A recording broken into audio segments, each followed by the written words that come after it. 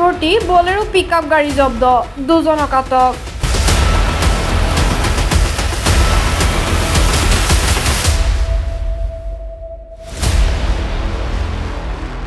সৰুপথাৰ আৰক্ষী থানাৰ ভাৰপ্ৰাপ্ত আৰক্ষী বিষয়া জিতুমণি ডেকাৰ নেতৃত্বত শুক্ৰবাৰে পুৱতি নিশা নাগালেণ্ডৰ পৰা 46 বেগ বাৰ্মিজ চুপাৰি লৈ আহি থকা AS05SE 0916 নম্বৰ এখন বলেৰো পিকআপ সৰুপথাৰ আৰক্ষী থানাৰ ভাৰপ্ৰাপ্ত আৰক্ষী বিষয়া জিতুমণি ডেকাৰ নেতৃত্বত থকা এটি আৰক্ষীৰ দলে সৰুপথাৰৰ মহল তিনিআলিত জব্দ কৰে।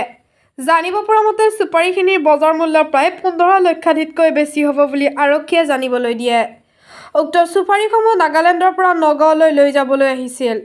ইতিমধ্যে সৰুপথাৰ আৰক্ষীয়ে চুপাৰিখিনি জব্দ কৰাৰ লগতে উৰিয়ামঘাট চালুকপথাৰ অঞ্চলৰ জহৰালি আৰু উৰিয়ামঘাটৰ ৰজাপুখুৰীৰ মমতাজ আলী নামৰ দুজন ব্যক্তিক আটক কৰি জেল হাজতলৈ প্ৰেৰণ কৰিছে।